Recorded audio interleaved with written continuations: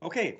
Well, hello, everybody. It's Michael Binnion, CEO of Questerre Energy. And who would have thought that we'd be going through this amount of time after 20 years of coming to the Pareto conferences, that I'm now coming to you digitally for the second time. So I'm very much looking forward to the opportunity to be able to travel again and see you live. But I'm also very thankful and appreciative to Pareto that they've done this work to make sure that we can keep in touch with our friends and supporters and shareholders in Norway. So thanks again to them.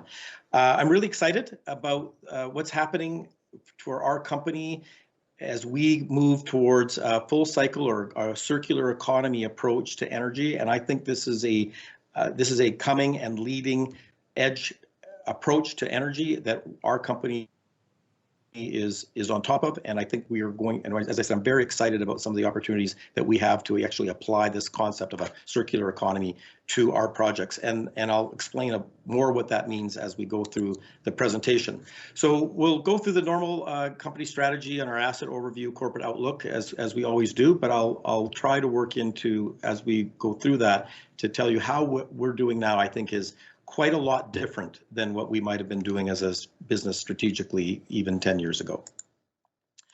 So the main thing here is that we believe and we're convinced that it is possible to make hydrocarbons a sustainable resource and a sustainable part of our energy diet, and that it can become a permanent part of our energy diet on the basis that we do make it a sustainable resource. I think the circular economy, which really means that we recycle, reuse, and or store carbon, is much closer than people realize. It may in fact be here today. And we're committed to being transparent about our approach to this, not just with you as shareholders and supporters, but also with the public. And we've tried to be very open source about these very important choices that we're making globally for our energy future. I've mentioned this before. This, I think, tells a very important story, and really on the top right, it's the story of energy doing our work and what that has meant to the human condition for so many different indicators of human well-being. But this one here really showing that we've reduced or improved by 90% the human condition in the last 2 years. It's a genuine miracle, and it all comes down to affordable energy doing work for us, allowing people to do other things, including being healthier, happier, and living in a middle class condition versus extreme poverty. But as we see on the lower right, there's a cost, or there's been a cost to this, and that's environmental impacts. We could have up to 10 billion people in the world by 2050. We could have 11, 12 by 2100, according to United Nations estimates. And of course, all these people are consuming more. And it's not just emissions. We see the impacts of this consumption in many other parts of our lives. But what we're talking about at Questerre, and as I said, I think this is much closer than people realize, is the potential to keep the benefits, but be able to eliminate or drastically reduce the impacts, as opposed to many of the solutions that are being offered, which is to say, well, to eliminate the impacts, we're going to have to lose the benefits. And we think that's an unacceptable result. And we think where we're headed is a step change and paradigm shift in our thinking around energy. And the other thing I would say is that we also believe, and this is an important point, we can't solve these problems through incremental 1%, 2% improvements. We need to make a step change in the way we look at these issues. So our strategy for sustainable development is, we first of all want to make it very much underpinned not on ideology and beliefs and opinions. We want it based on science and engineering. And we think that we've got great technical expertise based on early experience. One of the first companies to be involved in tight rock reservoirs. We also, at least in Canada, were one of the very first companies to get exposed to what I'll call ESG politics. We were the first mega project in Canada to be, and I'm going to say delayed, although it's been delayed for a long time, to be delayed by environmental opposition. And that's, we think, resulted in us being the first mover on zero emissions. First on zero emissions production, and we're now moving towards the idea of zero emissions consumption of natural gas. So we're continuing here. We've got 23 TCF discovery in Quebec. We believe that's something I'm going to talk a little bit more about. We do have some projects. We have existing production projects in Saskatchewan, Alberta that provide us cash flow, and we are demonstrating aspects of zero emissions production and zero emissions in those projects. And we've got this coming project in Jordan for mining of oil shales, where we think we can apply these concepts of a circular economy to as well. So here's where we are in the world. We've got the production in Western Canada. We've got our major discovery. It's a giant discovery in Quebec, and we've got these two shale mining projects that I've mentioned as well. So Quebec, as I said, we've got a large discovery. There's been a lot of wells drilled. We've got a sweet spot delineated. We think it's a over 20 TCF discovery.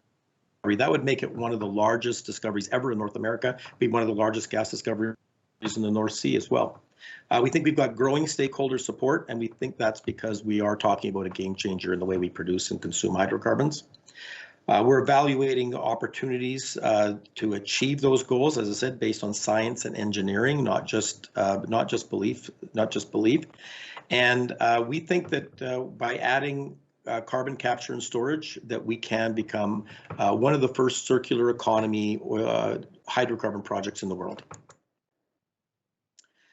So I've already talked about this, but I want to just make the important point that there has been a lot of drilling here, that out of what we think is a 23 TCF, trillion cubic feet discovery, that there's 4 TCF of it that is already in the category of economic contingent resources. And the reason it's contingent is because we don't have government approval. If we had government approval, this could move into 3P resources or reserves very quickly.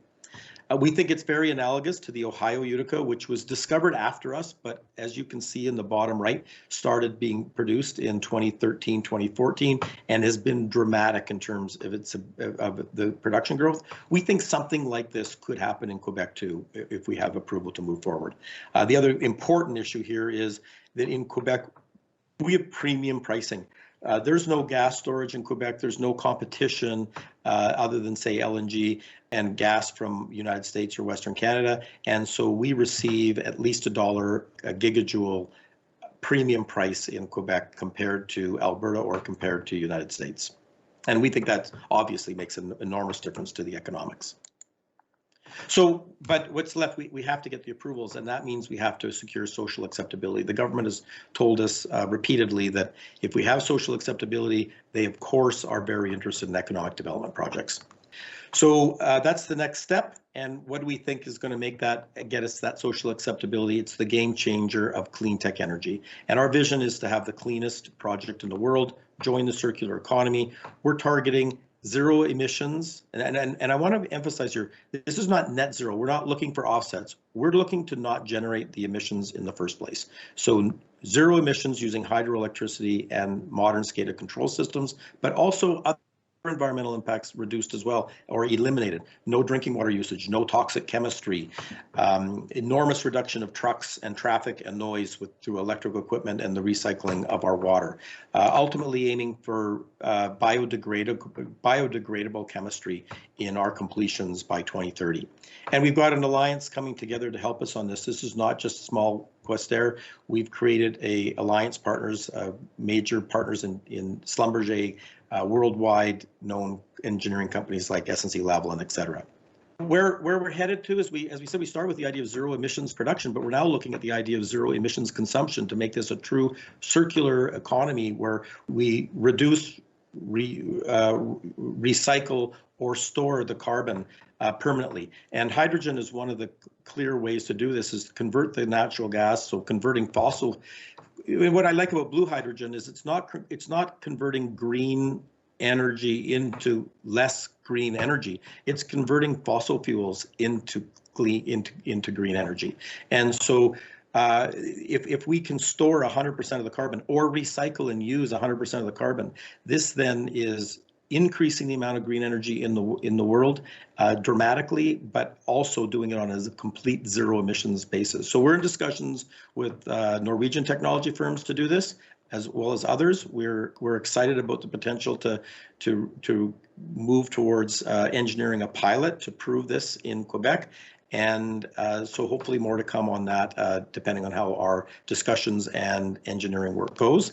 But we think the combination of zero emissions clean gas on the production side, blue hydrogen, carbon capture, creates a multitude of opportunities. And I want to mention that we're in discussions as well with other companies, and in fact, we're going to be part of a conference in Calgary on this in the middle of March. But there's the potential to make LNG, fertilizer, methanol, ethylene, concrete, cement, carbon fiber, carbon nanofibers, solid materials, all from CO2. And many of these technologies are at the cusp of commerciality or already commercial. And all of these are opportunities for us to recycle the carbon permanently into products. And that's what I mean by a circular economy, with whatever's left over stored permanently under the ground. So this is an enormously exciting, I think, opportunity. And we in Quebec are ideally situated to create that first circular economy energy project where it's zero emissions production and also zero emissions consumption,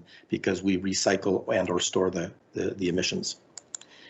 Progress social acceptability, I said, we think it depends on this game changer, talking to people, convincing them to realize that our natural gas project can leapfrog many alternative energy projects. But we've got farmers, many farmers on side with what we're doing here who have an economic need for reliable energy in the area. We have towns and communities after COVID looking for economic development.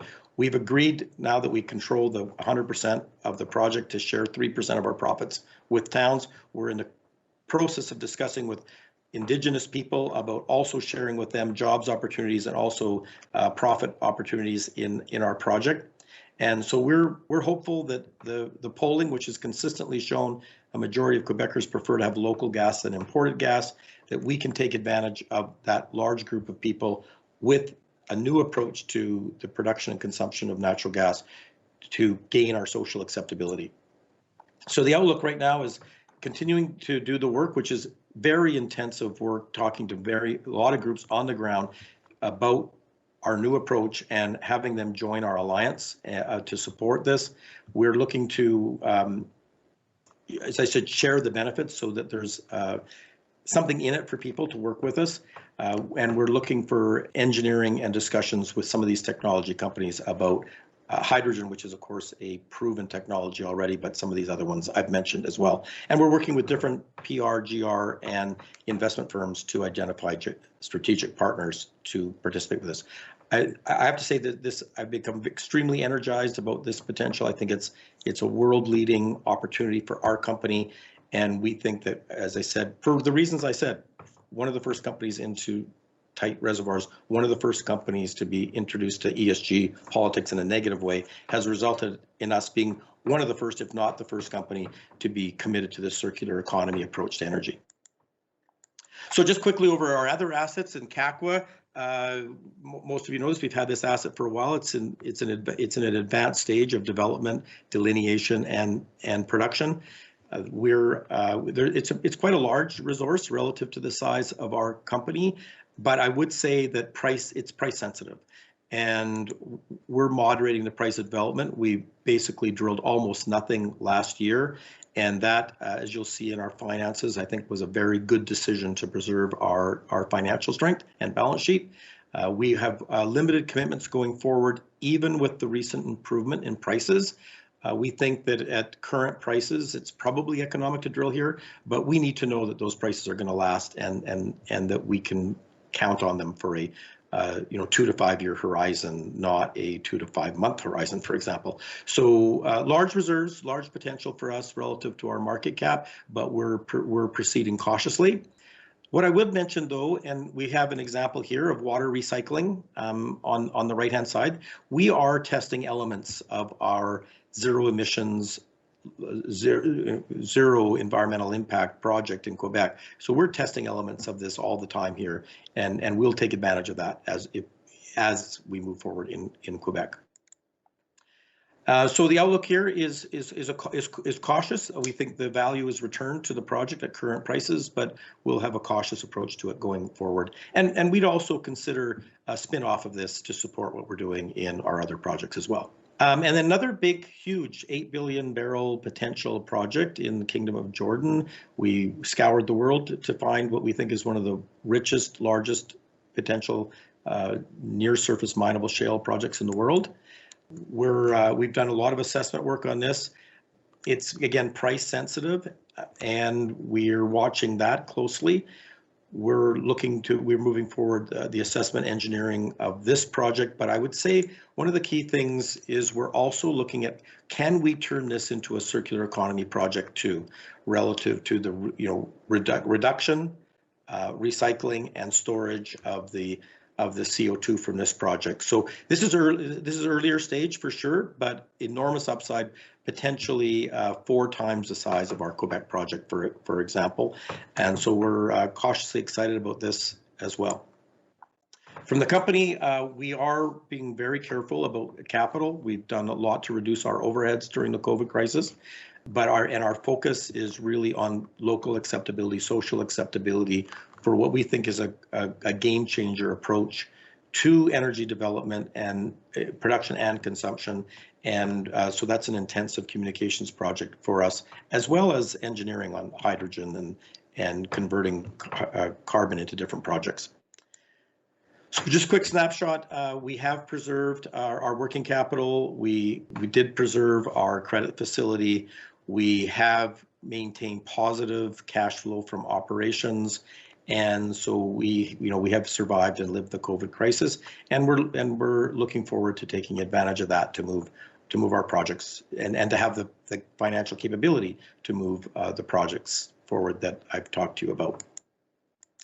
So, we've got a couple of Norwegian directors. I just want to mention that, but we've recently brought on a new director from Quebec, lawyer Maria Fontaine, and she has been, I think, quite a high energy and very positive addition to us, and has been willing to dive into helping to create our social acceptability and our alliance of people who are in favor of our project in Quebec. So I think that's been an important addition, and why I wanted to just mention her specifically.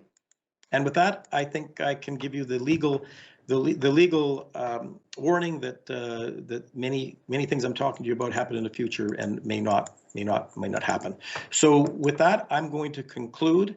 And thank you again, Pareto, for giving me the opportunity to update you. I will tell you that we're enormously enthused right now at Questerre about this opportunity to really make a paradigm shift in the way we look at our projects.